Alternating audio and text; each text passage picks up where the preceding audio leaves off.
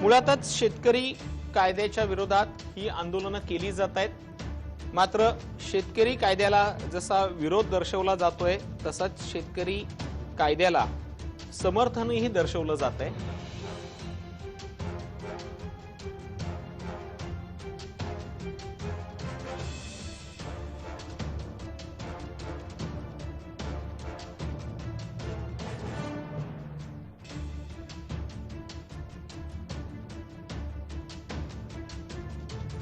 तो आहोत की शेतकरी कायद्याला समर्थनही केलं जातंय, शेतकरी कायद्याला विरोधही दर्शवला जातोय। नेमका कोणत्या मुद्द्यांवरती समर्थन केलं जातंय आणि विरोध केला जातोय या संदर्भात आपल्या सोबत चर्चा करण्यासाठी आपल्या सोबत जोडले गेलेले आहेत कृषी कायद्याचे समर्थक मधु हरणे आणि कृषी कायद्याचे विरोधक उदय नारकर। मी सर्वप्रथम जातोय उदय नारकर यांच्याकडे, कारण की ते कृषी कायद्याला त्यांनी विरोध दर्शवलेला आहे। उदयजी, एकीकडे कृषी कायद्याला विरोध दर्शवला जातोय, सरकार म्हणतंय हे कायदे शेतकऱ्यांच्या हिताचे आहेत। जे जे पक्ष विरोधात आता रस्त्यावरती उतरल्यात याच पक्षांनी सत्तेत असताना हा कायदा कसा योग्य आहे या संदर्भात समर्थन केलं होतं। मग आता विपरीत भूमिका घेतली जाते। राजकीय पक्षांचे राजकीय विधिनिषेध असतील ते बाजूला ठेवूयात, मात्र या राजकीय पक्षांच्या लढाईमध्ये नुकसान शेतकऱ्यांचं होतंय, किमान एवढं तरी आपण मान्य करूया का?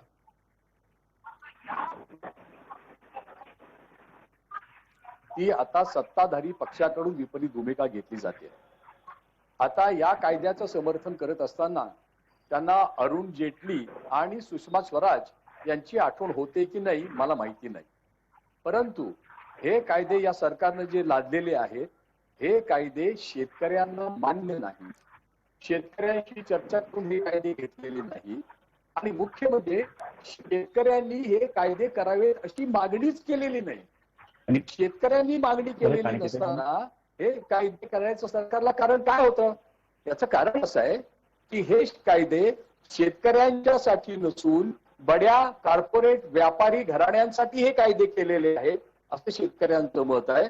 आणि म्हणून हे तीन कायदे हे बळीराजासाठी वरदान नसून बळीराजाच्या डोक्यावरती पाय ठेवणाऱ्या वामनाची 3 पावलं आहेत असं शेतकऱ्यांचं स्पष्ट मत आहे।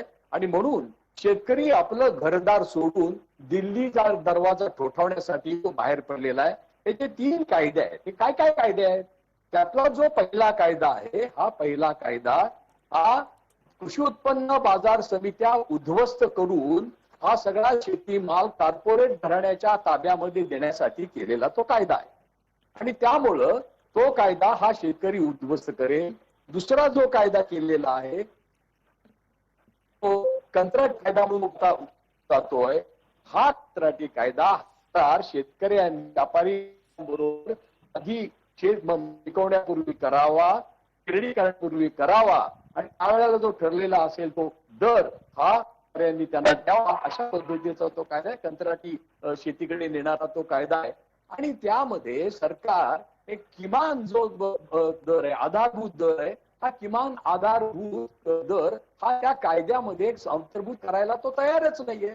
आणि त्यामुळं खाली किती दर असावा, दर किती कमी व्हावा याला कुठल्या प्रकारच्या मर्यादा नाहीत। आणि म्हणून आज देखील आपल्याला माहितीये की MSP ही फक्त 6% शेतकऱ्यांना मिळते, बाकीच्या शेतकऱ्यांना मिळत नाही, याची वस्तुस्थिती आहे। आणि त्यामुळं हा जो 25 लाख कोटी रुपयांचा व्यापार आहे हा व्यापार या पट्ट्यांच्या ताब्यामध्ये देण्याचा त्या मोदी ठीक सरकारचा आहे उदयजी, डाव तुमची आहे भूमिका आणि त्यामधून होणारी गोष्ट ही आहे। तुमचा मुद्दा तुम्ही मांडलेला आहे, मात्र या कृषी कायद्याचं समर्थन केलं जात आहे। आपण जातो आहोत मधु हरणे यांच्याकडे, त्यांचं नेमकं या बाबतीतलं म्हणणं काय ते जाणून घेऊयात। मधुजी, काय तुमचं प्रत्युत्तर असेल?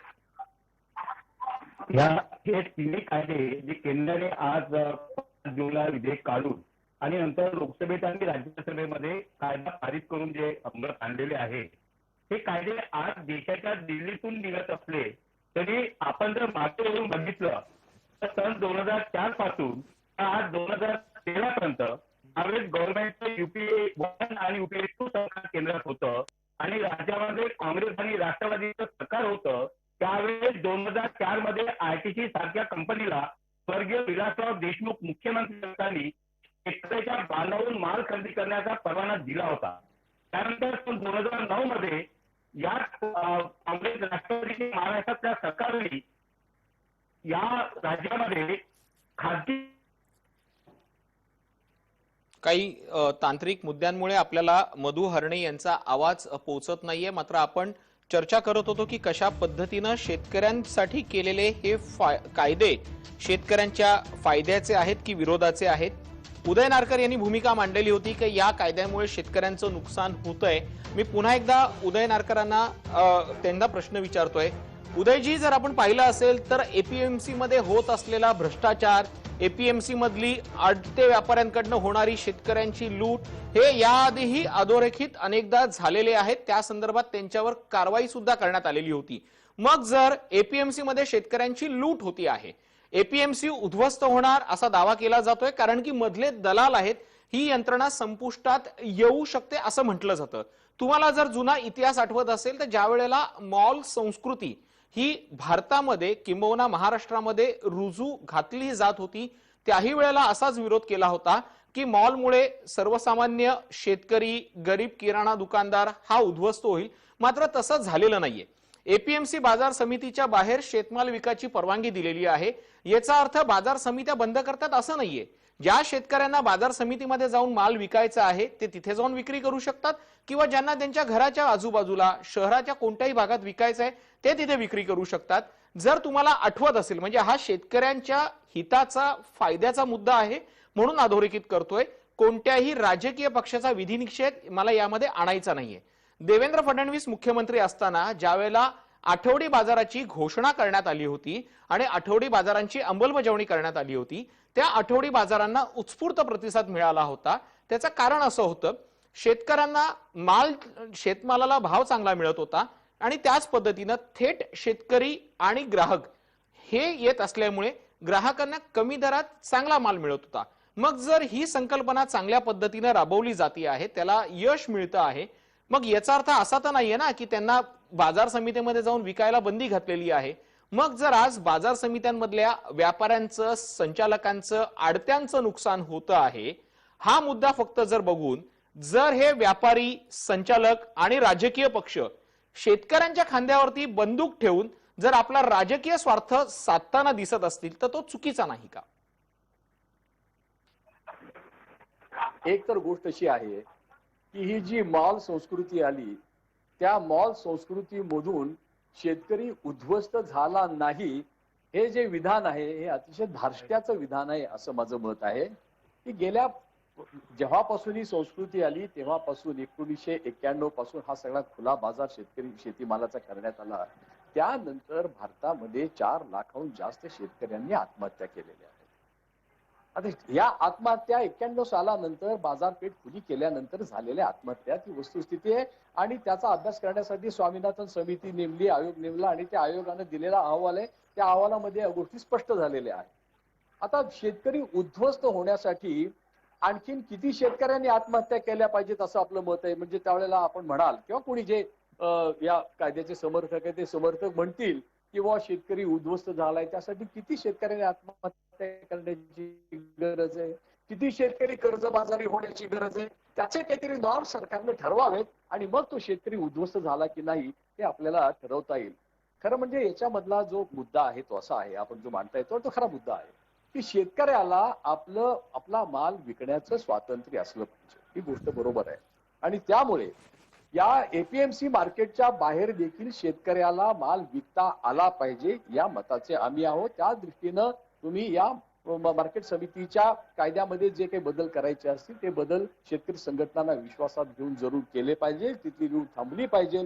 परंतु झालेली जखम आहे त्या जखमेवरती मलमपट्टी करायची का तो हातच तोडून टाकायचा हा प्रश्न आहे. आता या कायद्यानं तो हात तोडून टाकायचा त्यांनी मुद्दा केलेला. याचं कारण असं की बाहेर आता उदाहरणार्थ आपण आता देवेंद्र फडणवीसांचं उदाहरण सांगितलं की बाहेर त्यांनी बाजारपेठा निर्माण करायला परवानगी दिली आणि बाहेर आठवड्याचे बाजार कुठे आहेत बाजार, ते बाजाराची जागा कुठे आहे, कुठेही बाजाराची जागा नाही. आता मी कोल्हापूरमध्ये मी पाहतो आहे, कोल्हापूरमध्ये कुठेही हा बाजार भरवायला काहीही व्यवस्था त्याही वेळी सरकारनं केलेली नव्हती, आजही केलेली नाहीये. आणि यामध्ये कोरोनाच्या काळामध्ये ज्या वेळेला शेतकरी रस्त्यावरती माल घेऊन यायला लागला त्यावेळेला त्याला दंडुकेशाहीचा त्यांना प्रसाद मिळावा लागला हे बघितलेले. बाहेर जर तुम्ही व्यवस्था करणार असाल, बाहेर तुम्ही जर काही नियंत्रित बाजारपेठ करणार असाल, त्याच्यामध्ये शासनाला हस्तक्षेप करण्याची काही तुम्ही संधी देणार असाल तर अशा पद्धतीची बाजारपेठ असायला हरकत नाही.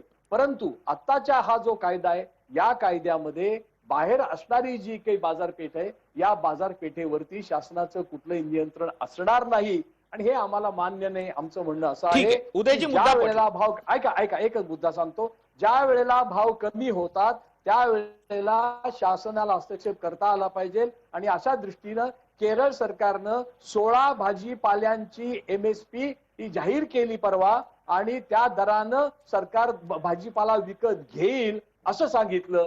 ही व्यवस्था केंद्र सरकार करणार आहे का हा माझा त्यांना सवाल. अगदी खरंय. मधुजी, जर तुम्हाला तांत्रिक मुद्द्यांनंतर जर आवाज तुम्हाला आला असेल तर उदयजी काय म्हणाल्यात हे तुम्ही ऐकलेलं आहे. मुळातच शेतकऱ्यांना खुल्या बाजारपेठेत माल विकण्यावरती कोणतीही बंधनं नाहीयेत, किंबहुना तशी त्यांची मागणी सुद्धा नाहीये. मात्र शेतकऱ्यांचं नुकसान जर होत असेल तर त्या शेतकऱ्यांना संरक्षण मिळायला हवं अशी भूमिका यांची आहे. सरकारकडनं ती भूमिका दिसत नाहीये. जो आठवडी बाजाराचा मुद्दा मी उपस्थित केला होता त्याला उदयजींनी काही अंशी समर्थन दिलेलं आहे, कारण की आठवडी बाजार संकल्पना सुरुवातीला चालली मात्र आता ती दिसत नाहीये. जर मग ती संकल्पना चांगली होती, शेतकऱ्यांच्या फायद्याची होती, ग्राहकांचा फायदा होता, मग त्या आठवडी बाजाराला संरक्षण का मिळालं नाही? म्हणजे सरकारला कायदे करण्याच्या सोबतच त्या कायद्यांची अंमलबजावणी कशी होईल याकडे सुद्धा लक्ष देणं महत्वाचं आहे ना. बरोबर. उदयजी, आवाज येतोय माझा? हो हो, तुम्ही बोला, तुमचा आवाज येतोय, सलग बोला. हा, आज केंद्र सरकारने जे 3 नवीन कायदे, कृषी कायदे जे अंमलात आणलेले आहे, हे 3 कायदे आज केंद्रात जरी अंमलात आले असले तरी महाराष्ट्रामध्ये या कायद्याची अंमलबजावणी मॉडेल ऍक्ट नुसार 2004 पासून सुरू झालेली आहे. 2004 मध्ये ITC सारख्या कंपनीला स्वर्गीय विलासराव देशमुख मुख्यमंत्री असताना शेतकऱ्याच्या बांधावरून माल खरेदी करण्याची परवानगी दिली. 2009 आणि 2009 ते 2013च्या कालखंडामध्ये आपल्या राज्यामध्ये महाराष्ट्रामध्ये खासगी बाजार आणि शेत खरेदीला सुद्धा परवानगी दिली आहे.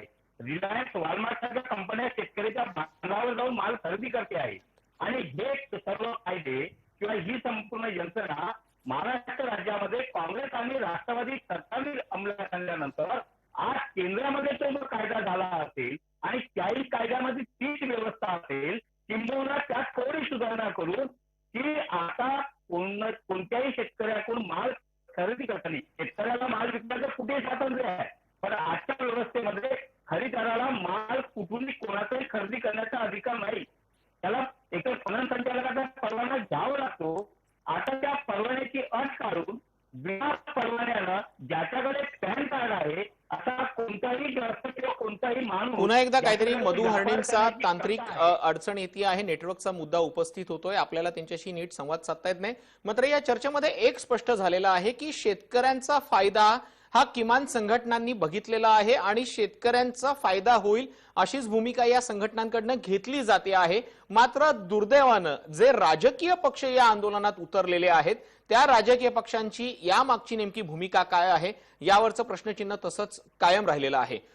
बुलेटिनमध्ये जाता जाता आपण नजर टाकणार आहोत की या भारत बंदच्या बाबतीत आतापर्यंत काय काय घडामोडी झालेल्या आहेत आणि या भारत बंदचे पडसाद राज्यात कशा पद्धतीने उमटलेले दिसत आहेत. मुंबईत भारत बंदला अत्यल्प प्रतिसाद मिळालाय. मुंबईतले भाजी मार्केट, सार्वजनिक वाहतूक सुरळीत सुरू आहे. कोल्हापुरात संमिश्र प्रतिसाद पाहायला मिळालाय. अत्यावश्यक सेवा वगळता इतर दुकानं, फळभाज्यांसह गुळाचे सौदेही बंद आहेत. पुण्यात चाकण, नारायणगाव, ओतूर, आळेफाटा बाजार बंद आहेत. कृषी उत्पन्न बाजार समितीत शेतमालाची आवक कमी झाली. औरंगाबादमध्ये एसटी वाहतुकीवरती परिणाम दिसून आलेला आहे. अनेक गाड्या रद्द झाल्यात. बाजार समितीमध्ये ग्राहकांची संख्या रोडावली आहे. लहान व्यापाऱ्यांचं मोठं नुकसान झालंय. नाशिक, लासलगाव, पिंपळगाव, मनमाड, देवळा बाजार समित्यांमधले सर्व व्यवहार ठप्प आहेत. संवेदनशील भागातली बस सेवा सुरू आहे. धुळे, साक्री, पिंपळनेर बाजार समित्या बंद आहेत. मुंबई आग्रा महामार्गावरती रास्ता रोको आंदोलन करण्यात आलेलं आहे. सांगलीत भारत बंदला उत्स्फूर्त प्रतिसाद मिळालाय. सर्व व्यवहार कडकडीतपणे ठप्प ठेवण्यात आल्यात. बस सेवा मात्र सुरळीत आहे. नागपूरमध्ये भारत बंदला संमिश्र प्रतिसाद मिळालाय. कृषी उत्पन्न बाजार समिती, कळमना मार्केट बंद आहे, मात्र कपडा मार्केट सुरू राहिलंय.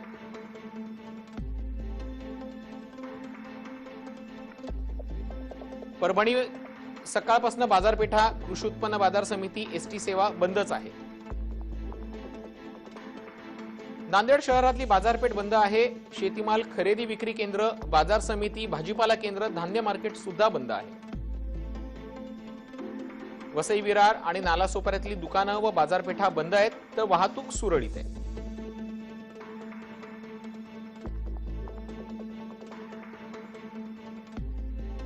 जळगावात भारत बंदला संमिश्र प्रतिसाद मिळालाय. ज्यांनी दुकानं सुरू ठेवली होती त्यांच्यावर दुकानं बंद ठेवण्याची सक्ती करण्यात आलेली आहे.